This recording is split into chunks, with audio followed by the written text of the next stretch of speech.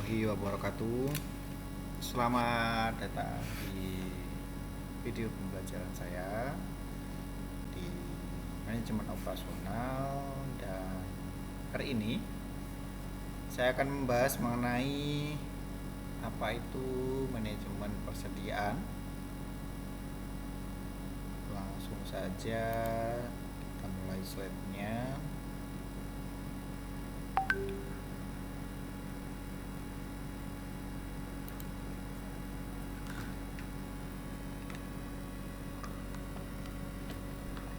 Nah, kita mulai. Nah, kenapa sebuah perusahaan mempelajari persediaan? Kenapa kita harus mempelajari persediaan? Jadi dalam sebuah perusahaan, dalam sebuah usaha, yang namanya persediaan itu tidak hanya untuk menyiapkan, kita berbicara bahan baku untuk produk kita, tetapi jangan lupa bahwa persediaan atau bahan baku yang kita simpan itu menimbulkan biaya penyimpanan. Jadi pentingnya untuk mempelajari persediaan ini adalah kita biar tahu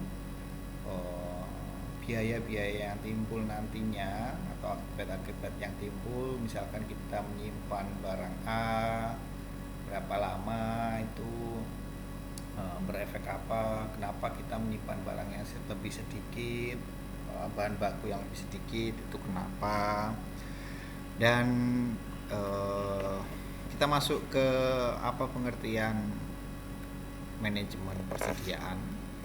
Persediaan adalah suatu istilah yang menunjukkan segala sesuatu atau sumber daya organisasi yang disimpan sebagai antisipasinya terhadap pemenuhan permintaan. Jadi permintaan tersebut meliputi bahan mentah, barang dalam proses, barang jadi ataupun produk jadi atau produk final. Jadi ketika berbicara persediaan, bukan hanya barang yang akan dijual ke konsumen, tapi juga bagaimana menyimpan barang mentah, bahan baku mentah, bagaimana menyimpan bahan dalam proses, lalu sampai dengan barang final. Lanjut, ada jenis-jenis persediaan. Yang pertama adalah persediaan bahan baku. Jelas bahwa bahan baku yang belum memasuki proses produksi dan biasanya dipisahkan. Kalau kalian masuk ke perusahaan yang besar, itu akan runtut di mana mereka meletakkan bahan baku yang atau raw material, bahan yang akan diolah itu tempatnya di mana. Lalu lanjut ke persediaan barang setengah jadi, yaitu bahan baku atau komponen yang sudah mengalami proses produksi tetapi belum sempurna atau masih belum menjadi produk jadi. Misalkan bahan baku yang setengah jadi itu, kalau kita berbicara sepatu yang sudah ada solnya, sudah ada uppernya atau atasannya itu sudah disusun atau dibuat sedemikian rupa, tapi memerlukan finishing lagi atau belum sempurna. Yang ketiga, jenis-jenis persediaan adalah ada maintenance, repair and operating. Pemeliharaan atau perbaikan juga diperlukan untuk berjaga-jaga jika ada kerusakan mesin dalam satu proses produksi. Nah, kalau ini terkait mesin, jadi pemeliharaan jenis persediaan ini adalah misalkan mesin satu untuk merekatkan sepatu nanti terjadi trouble, apa yang harus dilakukan? Nah, ini bisa lebih lanjut di sini. Lalu persediaan barang jadi, setelah tadi barang setengah jadi, sepatunya sudah solnya sama uppernya sudah disusun atau direkatkan. Lalu proses akhir misalkan setelah dikasih tali sepatu, dicek sampai ke dimasukkan ke kotak. Nah, itu di kotak berarti kan sudah jadi barang untuk siap dijual, didistribusikan. Nah, itu namanya persediaan barang jadi. Lanjut ke fungsi-fungsi persediaan. Yang pertama adalah fungsi decoupling. Perusahaan memiliki persediaan agar perusahaan tidak sepenuhnya bergantung pada pihak lain untuk memenuhi pesanan, terutama yang sifatnya spontan. Nah, ini misalkan ke perusahaan A, misalkan memproduksi sebuah handphone.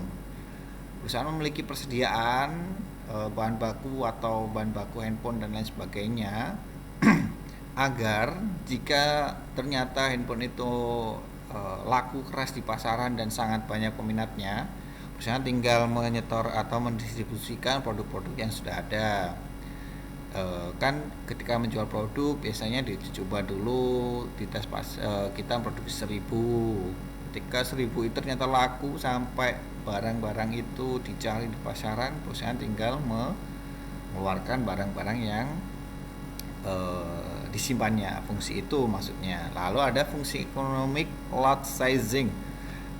Melalui penyimpanan persediaan, perusahaan dapat memproduksi dan membeli sumber daya dalam kuantitas yang dapat mengurangi biaya-biaya per unit. Lalu ada fungsi antisipasi. Persediaan memiliki fungsi antisipasi terhadap fluktuasi pelanggan atau konsumen yang tidak dapat diramalkan berdasarkan pengalaman-pengalaman masa lalu. Misalkan ketika memproduksi, bagaimana perusahaan itu sudah menyiapkan barang atau produk pada tahun 2020 lalu, ternyata terjadi pandemi.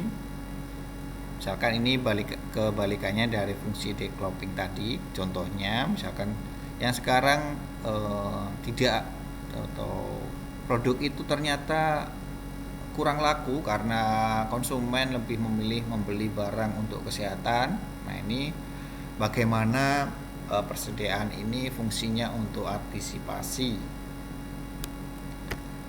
Lanjut, ada biaya-biaya persediaan. Yang pertama ada, kalau kalian punya toko atau punya usaha, biaya-biaya apa saja yang bisa muncul di persediaan.